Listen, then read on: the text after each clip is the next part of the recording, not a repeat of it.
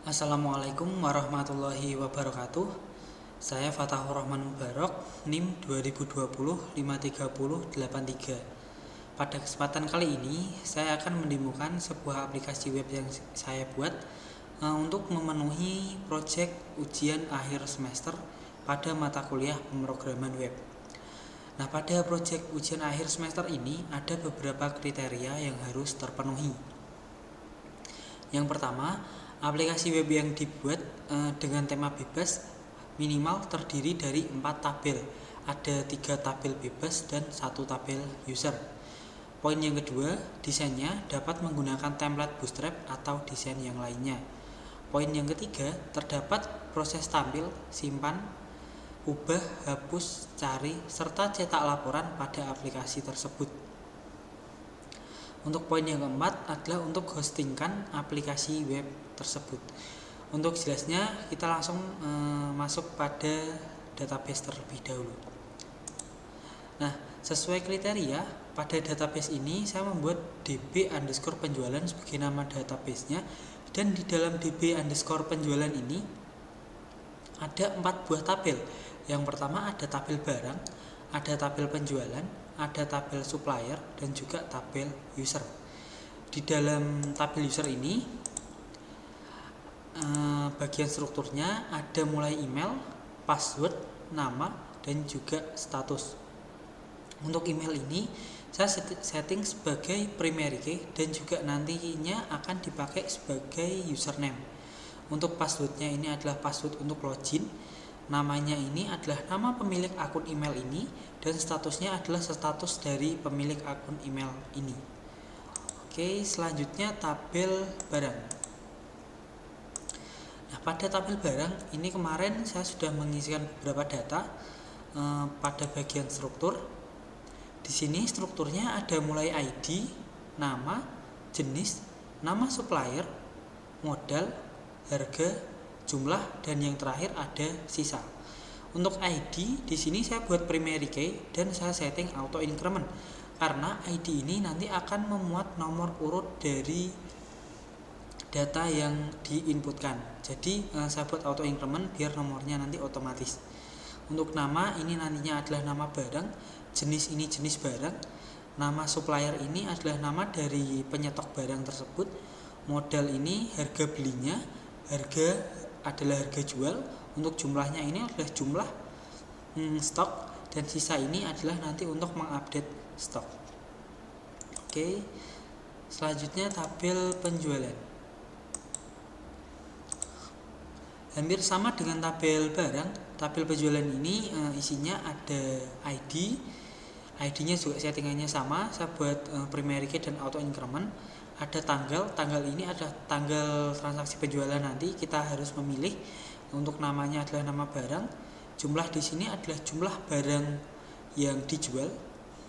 Untuk harganya adalah harga jual barang. Untuk total harga adalah total keseluruhan harga barang yang terjual, yaitu harga dikalikan dengan jumlah barang. Untuk laba di sini kita bisa mendapatkannya dari harga dikurangi modal dan dikalikan jumlah barang yang terjual. Saya rasa cukup untuk penjelasan mengenai database dan tabelnya. Kita masuk saja ke aplikasinya.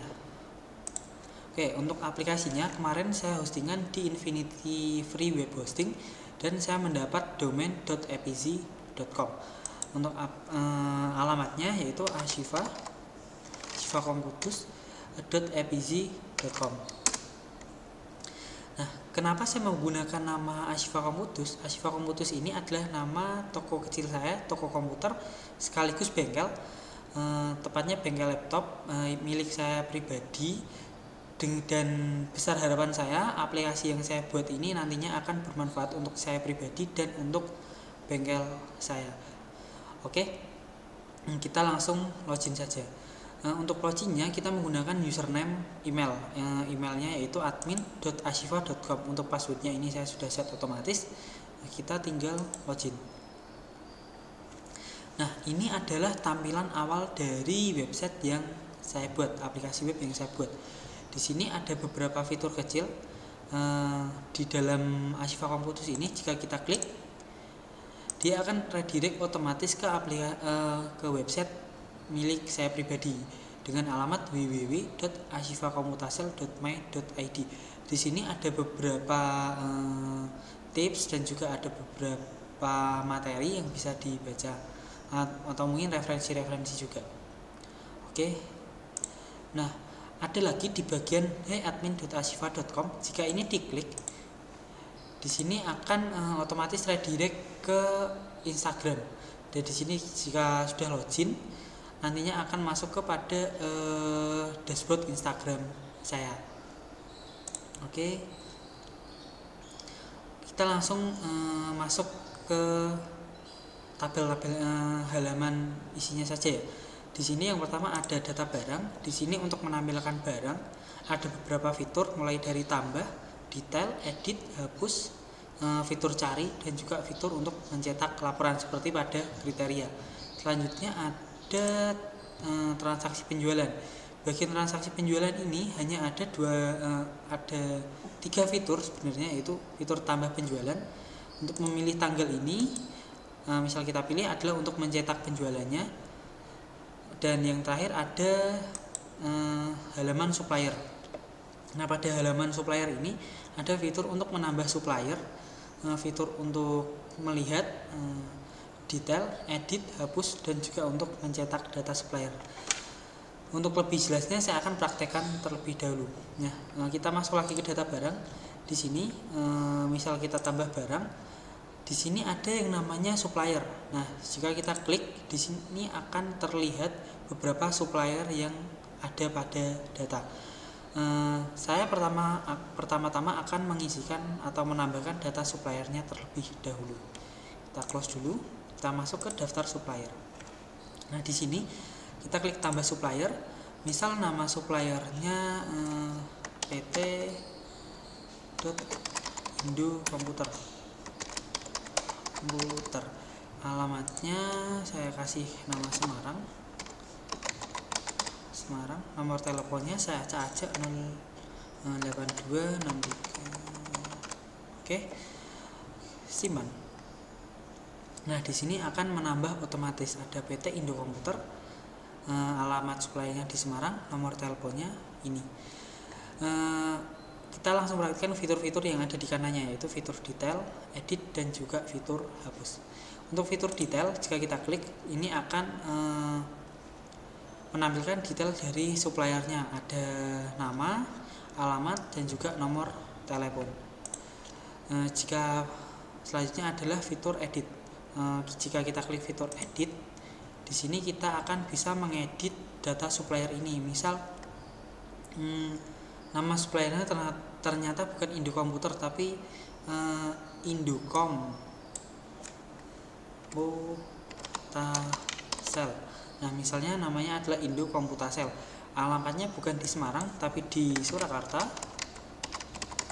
Dan nomor teleponnya masih sama.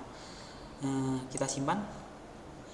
Nah, di sini datanya akan otomatis terganti.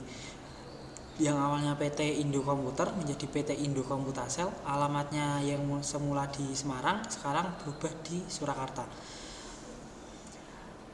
Selanjutnya kita masuk ke data barang. Nah, di sini di bagian data barang ini, jika kita menambahkan barang yang tadinya tidak ada nama PT Indo Komputasel, di bagian supplier ini sekarang sudah ada PT Indo Komputasel. Kita coba masukkan barang. Nah, misal barangnya adalah power supply,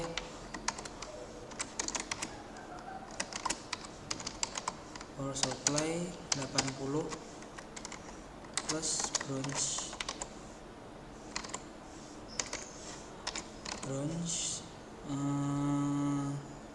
apa ya, power supply 80, gini saja. Untuk jenis barangnya PSU, power supply. Untuk suppliernya kita pilih Indo Komputasel. Harga modalnya misalnya 350.000. Untuk harga jualnya dijual 420.000. Oke, dengan jumlah stok misalnya stoknya ada 25 pieces. Disimpan. Nah, akan ada otomatis di bagian bawah ada namanya, nama barangnya power supply 80 plus bronze dengan harga jual 420 dan jumlah 25 pieces. Jika kita klik detail, di sini akan ada detail barangnya dengan nama power supply, PSU, supplier, modal, harga, dan jumlah. Kenapa di detail barang ini lebih lengkap daripada di halaman depan? Karena ini adalah detail yang bisa melihat adalah admin, sedangkan di bagian sini ini adalah yang kita tampilkan kepada user. Oke, untuk edit tadi sudah dipraktekkan, sekarang fitur hapus.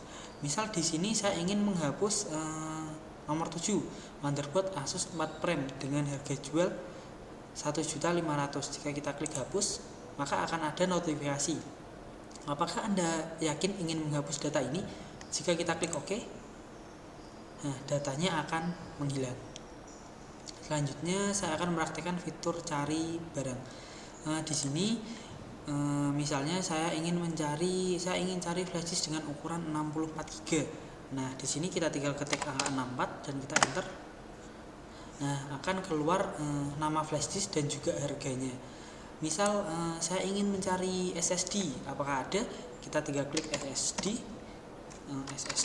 kita enter, akan keluar data memunculkan nama barang SSD tersebut.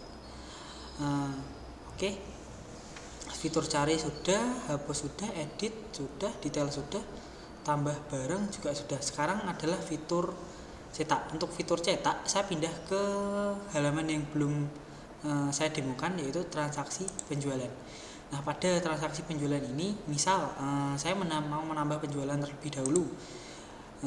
Tanggalnya saya pilih tanggal ini, 7 Juni tahun 2022. Yang terjual ada power supply dengan harga jualnya 420.000. Jumlahnya misal yang terjual ada 15.